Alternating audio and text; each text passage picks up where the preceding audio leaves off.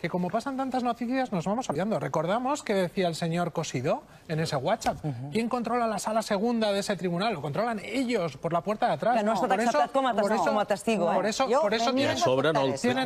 tienen que ir ahora algunos a Estrasburgo a contar cosas. Y controlan también la sala 61. ¿Cuál es la sala 61? Aquella de ilegalización de partidos. ¿Qué decía el señor Casado? Yo creo que la única formación que sí tienen en mente algunos ilegalizar es la única que no ha nombrado. Ha habido una que no ha nombrado, un partido político catalán que no ha nombrado. Y yo tengo la sensación que es, ¿por qué? Porque aquí el 21 de diciembre del pasado año, algunos en Madrid no se creyeron lo que había sucedido. Estaban convencidos de que iban a tener una mayoría parlamentaria en el Parlamento de Cataluña. Y eso mismo ocurrió en mayo del 2001 en la Comunidad Autónoma Vasca, en las elecciones aquellas de Ibarretxe que barrió.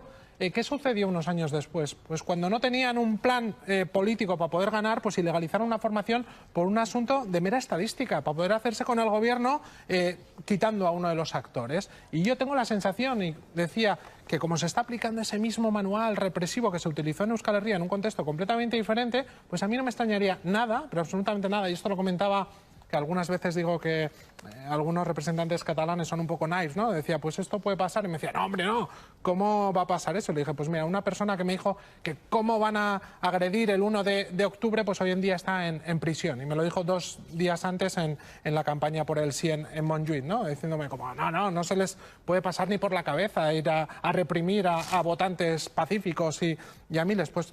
El Estado, mientras, y no hablo solamente del gobierno, el Estado en todas sus instituciones, y también esa palabra del deep state que se ha puesto de moda, que también existe, como no tiene un plan para resolver tranquilamente y pacíficamente y dialogando, es que antes comentaba, no, es que no es un relator, es un mediador. Y si lo fuera, ¿y qué? Pues bienvenido sea, porque así se arreglan los conflictos. Desde mi perspectiva, no. Mira, claro, cualquier país, cualquiera, que coge y una parte coge y se independiza, y por cierto, se quiere independizar sin tener en cuenta lo que piensa la mayoría de su población, porque ni tan solo tiene la mayoría de los votos. Pasando absolutamente de lo que hay dentro, me independizo. Pero que en Occidente eso se resuelve en una mesa, que lo hemos visto en Escocia, lo hemos visto en Quebec, perdona, lo hemos visto en Dinamarca, en Islandia, se resuelve en una mesa hablando tranquilamente, con mediadores, con relatores, con facilitadores. ¿Se acuerda? Hay un referéndum acordado. En la inmensa mayoría dels països, el que succeeix és que,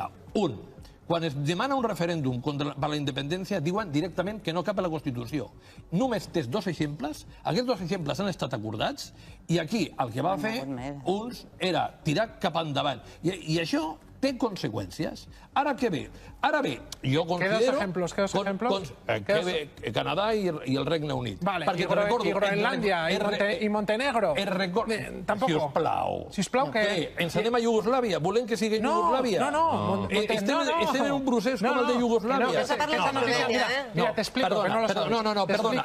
Acaba Gonzalo i segueix senyor Iñárritu, sisplau. A l'autodeterminació només tenen 2 països en el món, i un és una illa.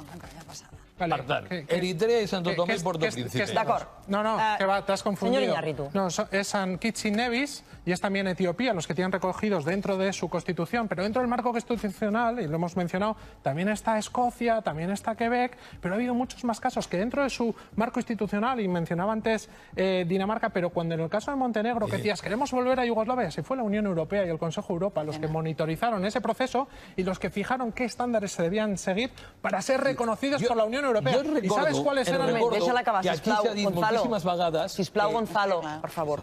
No, digo, pero que ha sido la misma Unión Europea y el Consejo de Europa que para solucionar y para que no haya un conflicto precisamente, para evitarlo, pusieron unos estándares internacionales, además tomando como referencia los mismos que Quebec, es que hubiera diálogo entre las partes, que hubiera un referéndum donde hubiera un mínimo de participación y un voto positivo a partir del 55%. Estos estándares fueron fijados precisamente por la Unión Europea y el Consejo de Europa. Digo, en el ejemplo y en Occidente hay muchísimos ejemplos de que esto, como se resuelve, es hablando en una mesa. Como no se resuelve, es con prisión, con criminalización, abriendo cabezas, intentando criminalizar a todo el mundo que tiene un objetivo claro, que es simplemente convertirlo en un problema policial. Jo ja sé que a vosaltres, Bildu, lo de l'estat de dret no li interessa massa. Per què? En argumenta què? Perquè vosaltres l'haveu inculcat moltes vegades a l'estat de dret. ¿Cuándo? No cap. ¿Cuándo nace Euskal Herria Bildu? Perdona. Que no, que hablas desde el desconocimiento y también desde la criminalización. Deixem aquí, sisplau. Continuo. A ver, ¿qué digo? ¿Cuándo nace Euskal Herria Bildu? Continuo. Mira, ¿Quiénes lo forman? España no es un país que se... ¿Cuáles eran las estadísticas de funcionarios simplemente que había en Extremadura em sembla que tu no pots parlar molt. El País Basc és el lloc més subvencionat d'Espanya. No, eso es otro mito. No, señor. Esto es fake news. Una pasada de dinero. Fake news. Somos los y las vascas las que damos dinero al Estado por cosas que nos importan tanto como la Casa Real, el Ejército, la policía que viene a pegar. Que diu que el País Basc contribueix als Eso es un mito. Te invito a que vengas a la televisión vasca, por favor, te invito a que vengas a un debate con el señor Uriarte. El señor Uriarte, que fue el consejero que puso en marcha esto que se viene a conocer como el concierto económico, tiene hoy en día una sociedad en defensa del concierto. Yo te animaría tanto, pero tantísimo, que vayas a un debate con él. No es de mi partido, ¿eh? No es de mi partido. El cupo, no, a través del el cupo también. No, al revés. Eso es un mito, es otra fake news. Mira el que pagueu vosaltres de protecció social a la que gent. pagamos tanto de más que nosotros nos abstuvimos porque no estábamos de acuerdo con el cálculo, porque creíamos que se estaba pagando de muchísimo más de lo que se tenía que pagar por cosas, ya digo, que tanto quieren los vascos, digo en sentido irónico, como la Casa Real, el Ejército, la Policía Nacional o en los ministerios del señor Borrell. Jon Iñárritu, un plaer que ens hagi acompanyat avui al Tot es mou.